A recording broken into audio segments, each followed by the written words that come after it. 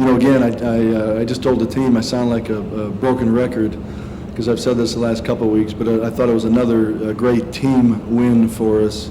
And what I mean by that is offensively, defensively, and in the kicking game. I thought we did some good things to help us in all three phases to come out on top today. With the broken record phrase, I told them they won this game with their preparation, and I think our players, our coaches, I think they're gaining confidence in what it takes to win a football game, and not necessarily even a close football game. I think to play like we need to execute like we should, what it takes and what you got to do to play that way. So I was proud of them. It's going to be a great challenge with the short week ahead. Our staff right now, except for me, is already back at the facility, and I'm headed there as soon as I get done speaking to you. So it'll be, again, a lot of hours the next few days in terms of our preparation for SMU. But like I told the team as well after the game, I'm over this win and on to SMU right now, and they need to be too here pretty quickly. So I'm proud of them. I like their energy. I liked how we came out in the second half and executed the few adjustments we made, and I thought it was a big statement to come down and score a touchdown offensively and then hold them defensively, and I thought that kind of put the game out of reach. At that point, I thought we had momentum. So proud of the team, proud of our staff, and again, big challenge here ahead Thursday night in Dallas.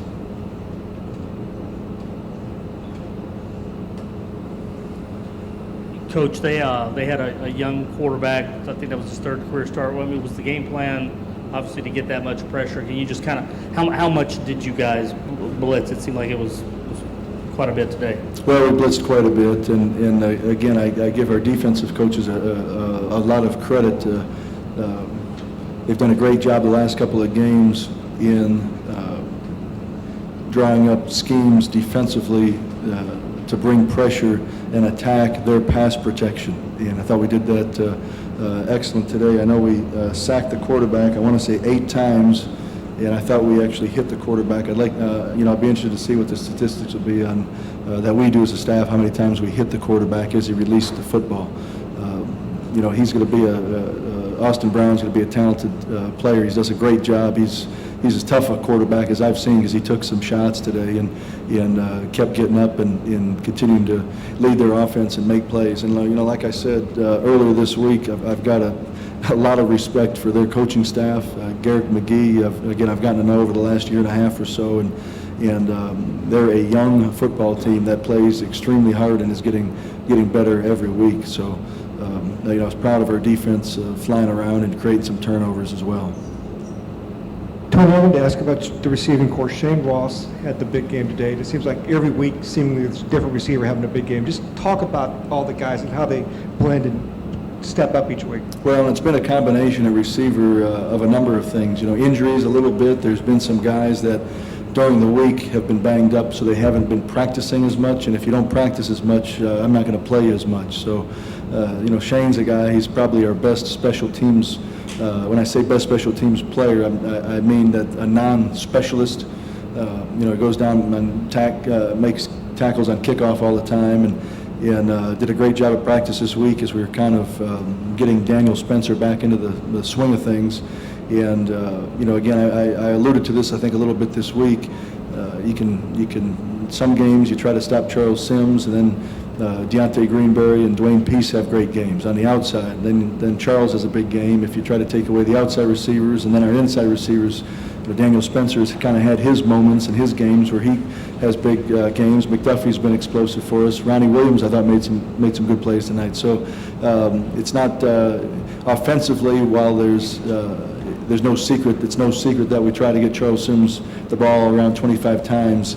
We don't go into a game saying let's get Shane Ross the ball 12 times, or let's get Deontay the ball 12 times, or let's get Peace the ball. Sometimes we got to see what the defense, what their game plan is, who they're trying to attack, and then guys get hot, we keep feeding them the football. So I was proud of Shane. I just told the team at the end before we broke here in the locker room that the guy that is going to break us down after this game is a guy that won't be paying for school much longer, and it was Shane Ross. So he's, he is, when you talk about a guy coming to a program as a walk-on, paying his own way, doing whatever you ask of him to do on the field, off the field.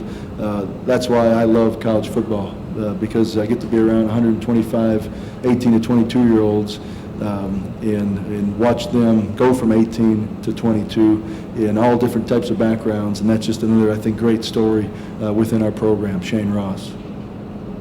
Coach, the offense seems more fluid the past 3 games. What have you done to get Pyland and Sims in rhythm? Well, I think a couple things. I think in no particular order, I think the play calling and the preparation in terms of our schemes and how we're going to attack defenses has been great.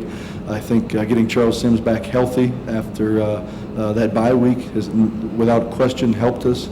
I think David Pyland again. I've a couple weeks ago, people were asking me about our quarterback position, and I haven't read any newspapers or looked at anything on the internet, so I didn't know where that was coming from. But again, I don't think he threw an interception again tonight. He's doing a fantastic job. He's become one of our most important leaders of our team in a short time, and he's doing a great job. He delivers the ball, he makes great decisions, and I can't say enough about the job David's doing. I think he's getting in a rhythm, which was a word I used. What month are we in?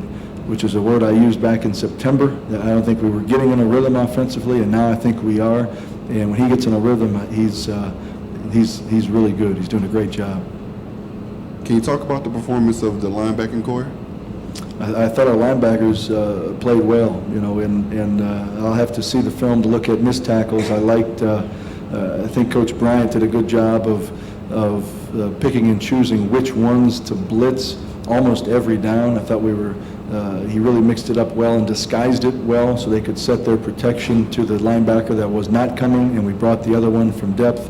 But I thought, Derek Matthews was all over the field. I thought Philip Stewart again, they come out with the trick play toward midfield on the possession and 10, and Philip Stewart makes a great interception. And Everett Daniels, again, I don't know how many tackles he had, but he's a tackling machine. And again, I don't think it's any coincidence when you look back to week 2 against Louisiana Tech. Everett didn't play as much that game, and we had 29 missed tackles. And since then, he's been playing every down of defense, and those missed tackles have been reduced significantly. So I'm proud of our linebackers. Did a great job today.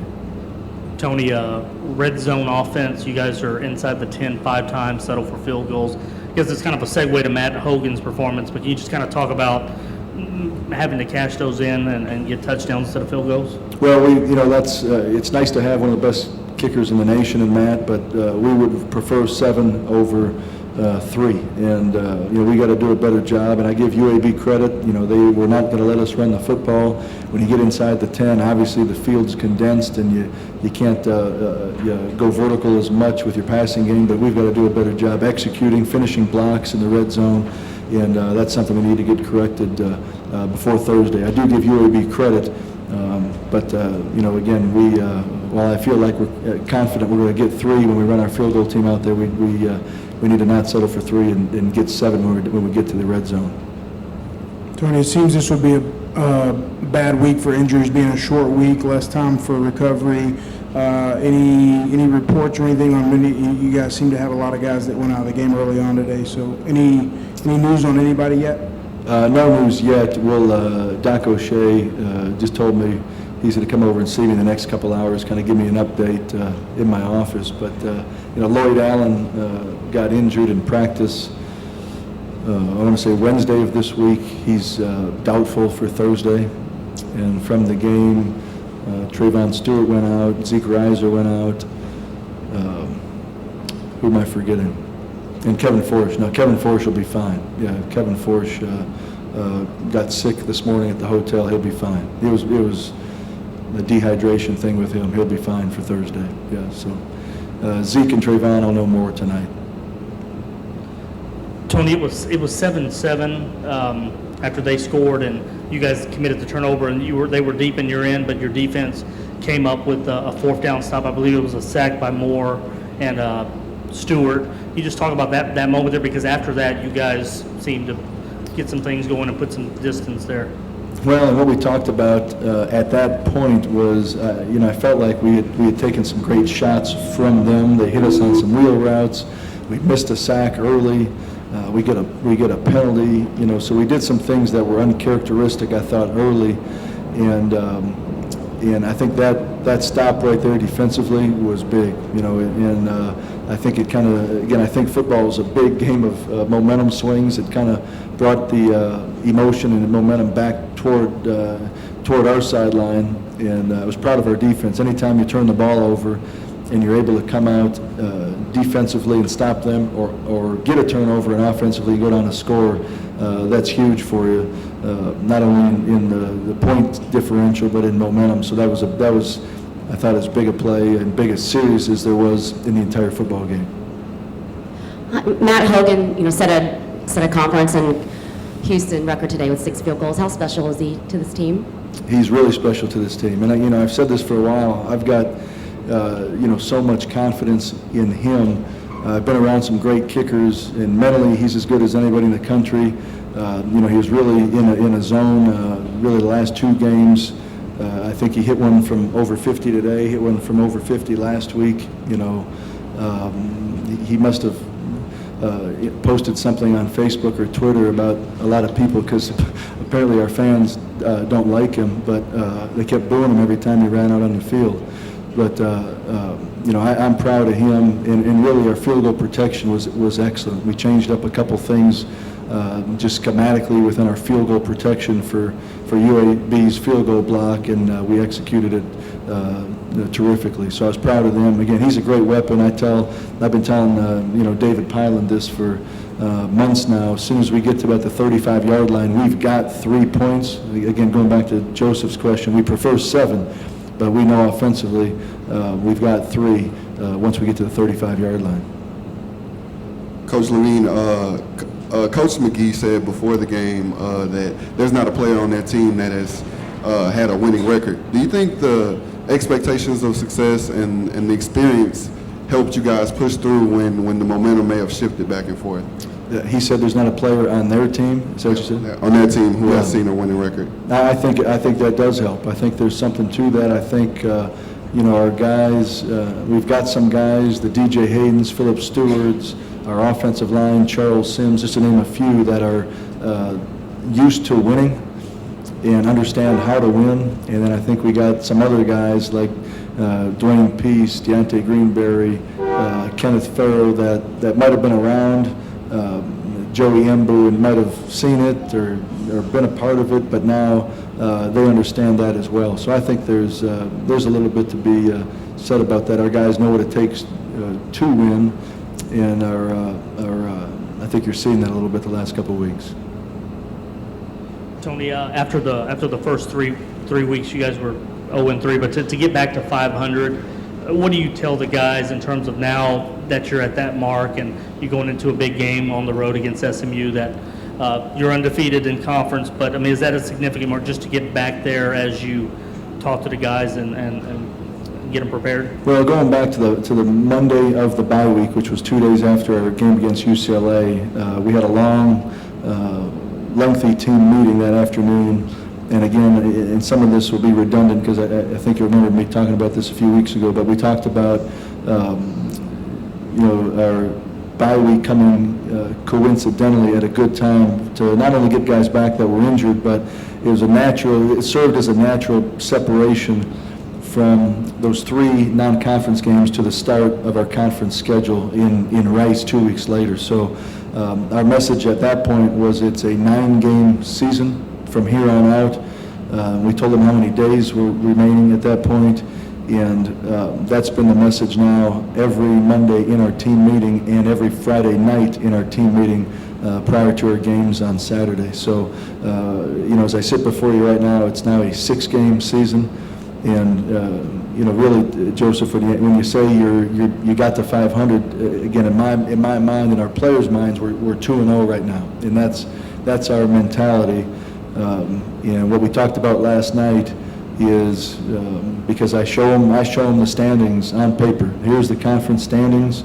Our number one goal is still out in front of us, and there's one team, I told them last night, we really got to be concerned with in our division, and that's Houston. So, I like where our team is at right now. And again, it seems like I just stood up and told them it was a 9-game season. Now it's a 6-game season. That's what we got left. In our locker room, as you walk in, there's no, we have a schedule as soon as you walk in our locker room, and there's no Rice up there with any score. There's no, as soon as I get back over there, there'll be no Alabama-Birmingham with a score. There's going to be 6 games up there in our locker room that the players walk in and see every day. That's what we got left.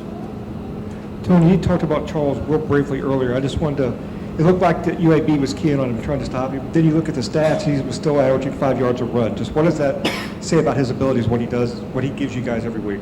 Well, they did a great job, and there's certain coaches that, their philosophy is that you got to stop what the opponent tries to do best. And I thought they did a great job coming into this game saying we're going to try to take the run game, and specifically Charles Sims running the football out of it. Again, we still, got him 26 carries, and he rushed for 133 yards. We got a cheap one there, I thought, right before half with the kind of the trick play, which I don't know how long that was. That might have been the 29-yarder, but again, he's a guy, we're going to get him the football. We got to get him in space, creative ways to get him the football, and if teams try to come in and take him out of it, I think we're still going to look up post-game and see him touching the ball 25 times or so.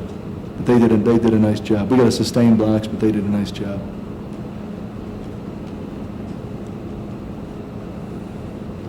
All right, thank you very much.